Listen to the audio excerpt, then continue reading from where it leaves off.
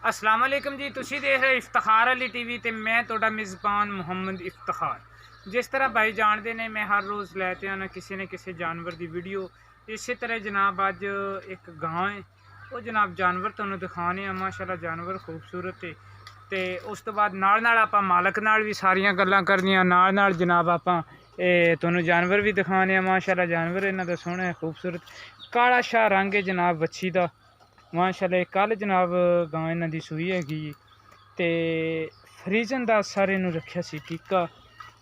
ते बहरहाल भी रंग कुछ ज़्यादा काला कर गई, सफेद डब आने चाहिए सी पेटी ते, लेकिन वो थले लै गई। बहरहाल भी बच्ची इन्हां दी प्यारी माशाल्लाह खूबसूरत है। ते ये जनाब हैगी इस गां दी। मोहम्मद लतीफ़ आओ इत्थे मेरे कोले आओ, नाले आपां गां नू अगों फड़ोया मैं नहीं ना मैनू। लतीफ़ भाई की हाल है जनाब? सर तबीयतां सेहतां सब ठीक है। गां सर कदों सूई? गां नू जी परसों सूई है। परसों सूई? हाँ जी हाँ जी, ठीक हो गया। ते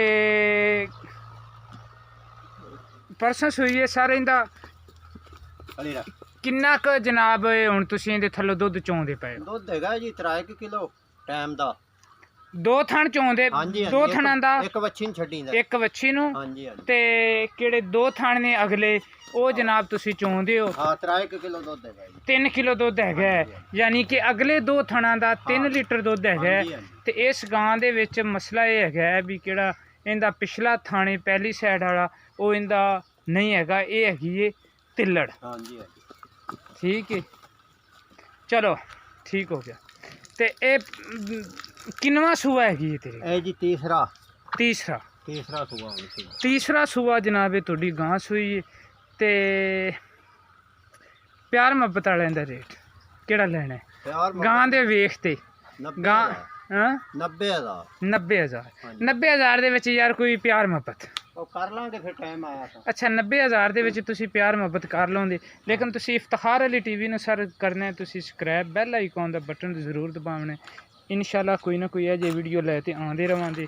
ਤੇ ਇਹ ਤਾਂ ਮੈਂ ਕੁਦਰਤੀ ਤੌਰ ਤੇ ਆਇਆ ਸਾਂ ਤੇ ਭਾਈ ਉਰੇ ਆਂਦੇ ਨੇ ਅਸੀਂ ਗਾਂ ਸੇਲ ਕਰਨੀ ਹੈ ਤੇ ਯਾਰ ਤੂੰ ਵੀਡੀਓ ਬਣਾ, ਮੈਂ ਬਣਾ ਦੇਣਾ सब बड़े अक्सार किया इन्होंने।